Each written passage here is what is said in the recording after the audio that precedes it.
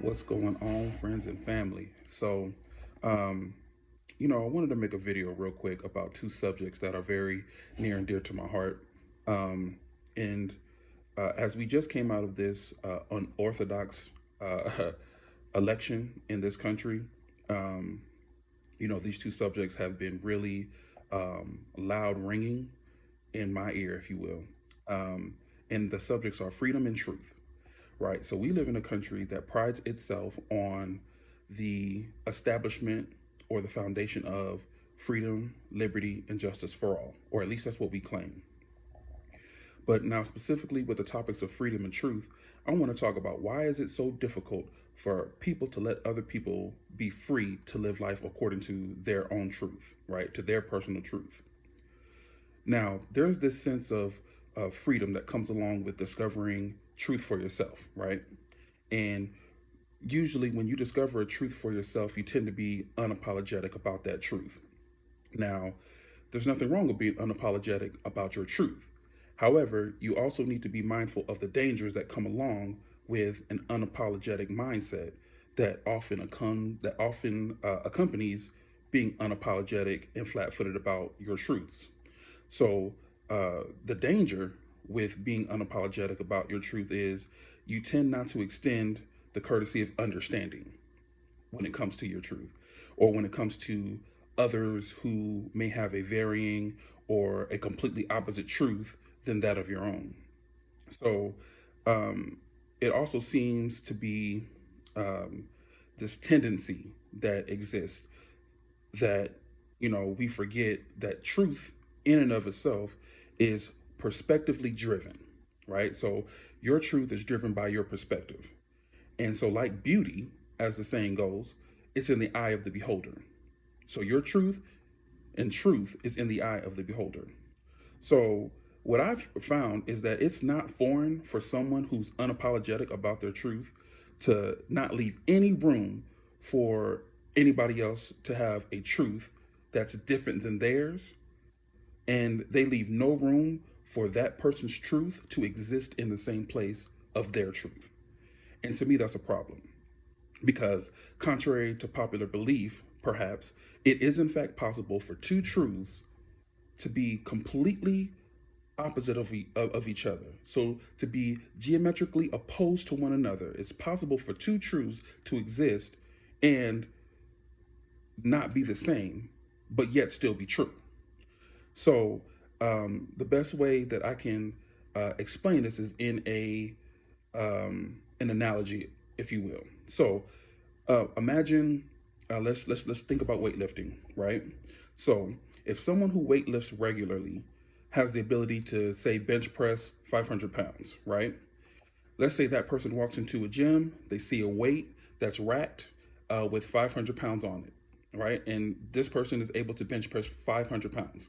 So say they see this weight racked on the bench with 200 pounds on it, and the person goes and they sit down and they bench press, that 200 pounds. Now, to them, that weight would seem very light because it's nowhere close to the max that they can bench, right? So, say you have someone else who isn't a weightlifter and can barely bench 50 pounds. So, say that same person who can only bench 50 pounds walks into the same gym, sees the same weights racked on the bench of 200 pounds, right? And they go and they try to bench that same 200 pounds. Now, if you would ask the person who first benched, the one who's able to bench 500 pounds, tell me the truth. Was that weight heavy? That person would tell you that no, it was easy. It wasn't difficult at all. It was a very easy set to accomplish or to fulfill, right?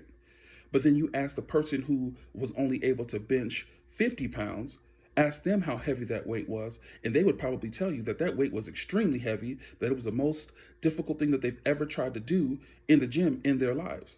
Now, you're talking about the same weight bench, the same weights, the same gym, yet you have two different truths.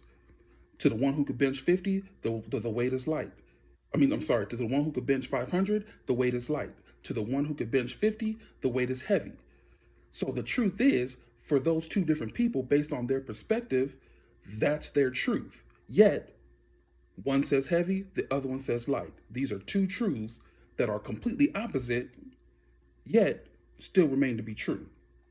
So, with that kind of idea, when it comes to talking about the topic of truth, there's this connotation that accompanies the word truth, and it's typically aligned with an either or stance, opposed to a both and it's very seldom that people leave room for the both and when it comes to truth.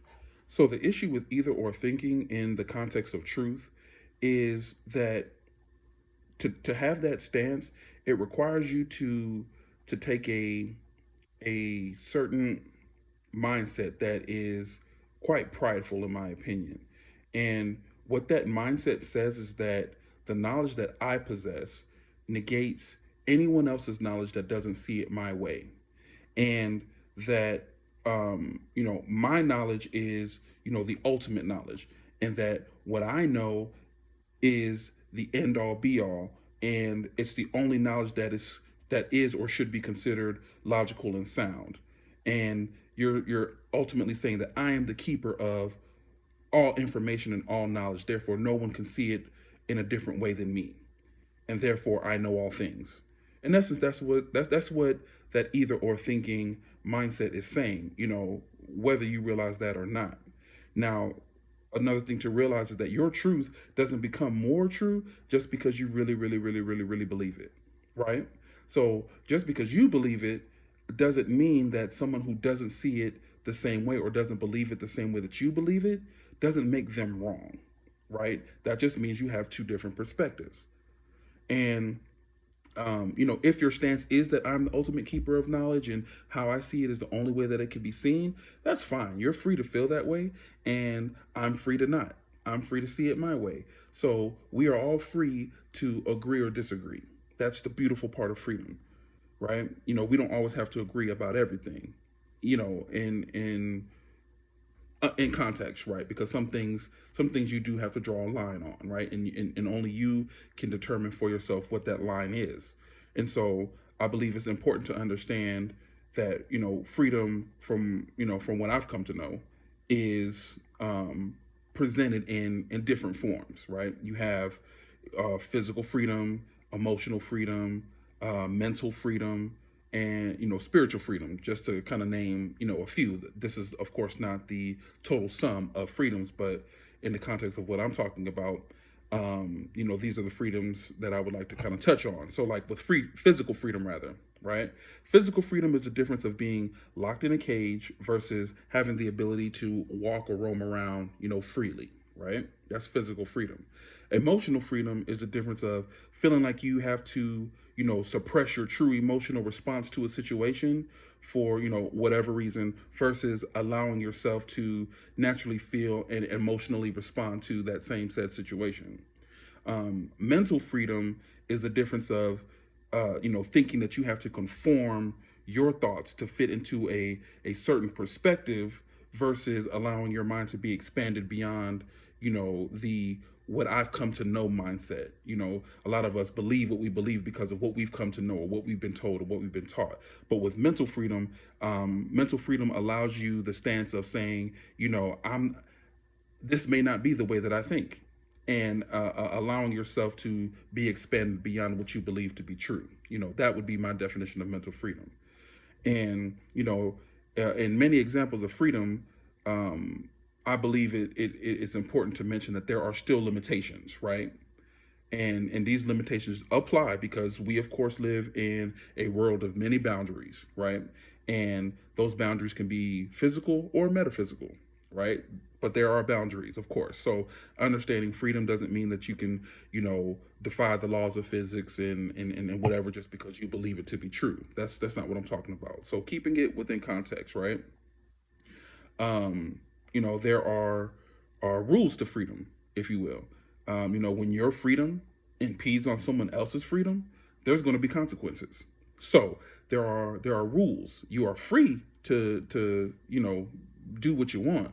However, you don't have a say in whatever consequences come about from you expressing that freedom, your freedom, right? And so now when it comes to spiritual freedom, I believe, spiritual freedom is the difference of, being limited in your belief in God or our higher power, our ultimate being, the universe, whatever consider God to be for you. I believe that spiritual freedom is the difference of, being locked in or bound to this idea of God based on, a solely religious perspective versus, freely being in tune with God and experiencing God in whatever way you experience him or her or whatever, right? I believe that that is spiritual freedom. Spiritual freedom allows you to, access and interact with God in whatever way that you do it, right? To me, that's spiritual freedom. It doesn't mean that you know any one religion or perspective is right or wrong. You're just free to experience God how you experience Him. Now, this may not be a very popular opinion. However, this is what I've come to believe. And so, what I would say is, in regards to spiritual freedom, I would say ask yourself: is the truth that I believe about this particular freedom, is it influenced by something outside of me, or is this something that I've come to know in and of itself, or in and of myself, or is this something that I was taught? Is this something that was preached to me? My spiritual freedom, is it based on me solely and what God has poured into me or put into me or what I've come to experience, or is this what I've been taught from, mom, dad, pastor, whoever? I believe that spiritual freedom allows you to think outside of that box. And when you are in spiritual freedom, it allows you to not be so cold and callous when it comes to people who have a different spiritual experience or spiritual belief than you, right? I believe that, all truths are influenced or generated by our knowledge, and that our knowledge is a combination of things that we've either learned or experienced, from someone or something that we've, come across in our lives. And I don't believe that any one truth is independently greater than another. That's my belief. And so, with spiritual freedom, to the extent that I believe we can experience spiritual things here on earth, right? I believe that when it comes to spiritual freedom, this freedom allows you to uh, expand your mind, right? That goes kind of towards the mental freedom that I mentioned. It allows you to expand your mind beyond what you've been taught, right? Now, understand this about spiritual freedom. With spiritual freedom, it's much scarier to be spiritually free-minded than it is to be locked into a religious confine, right? Or religious captivity, if you will. Um, you know, Spiritual freedom is also more difficult, in my opinion, to walk out than religious captivity, because with religious captivity you have, this is how you are supposed to act, this is how you're supposed to think, this is what you're supposed to do, because this book says that, or this book says this, and however it tells you, it kind of really puts you in a box of what you can and can't do. But with spiritual freedom, you say, you throw the box out and you say, I'm going to experience God on the level that I experience God freely. Now, another thing with spiritual freedom is, I feel that when you are truly spiritually free, nothing can cage you in, right? Nothing, I believe, can cage you in when you have allowed your mind to be expanded beyond what you were told by someone or something, or whatever got you to that place. When you allow your mind to be expanded beyond what someone else's knowledge is for you, or what someone else's knowledge is about that subject, I believe it allows you to um, be more gracious, and allows you to walk more patiently and more in love with those who don't see things the same way that you see them, because you are spiritually or mentally or physically or whatever, you're free. You're free, and you understand that when it comes to your freedom and your truth, it's based on what you've come to know in and of yourself, or what you come to believe to be the defining factor in your life, right? And so, because of that, I think that when we actually operate in freedom, and when we operate in our truth, we come to an understanding that these are simply my truths according to the freedom that I have. And you are not so rigid in how you handle situations, whether it be spiritual or political or whatever. You give more grace to people who don't see things the same way that you see them, because now you understand and you realize that I'm not the ultimate keeper of all knowledge. That I don't have the ultimate patent on what is or what knowledge is. That I don't own the patent on knowing all things. And when you realize that, I believe that you come to a place of being able to not be so crass and so rigid and mean in how you deal with people who don't see things your way. So that's just the way I look at it. Agree or disagree, it doesn't mean that we're enemies or anything like that. It just means that we don't see eye to eye on this particular subject. And if this is one of those subjects that you feel you have to draw the line, then so be it. That's your truth, and you're free to live your truth.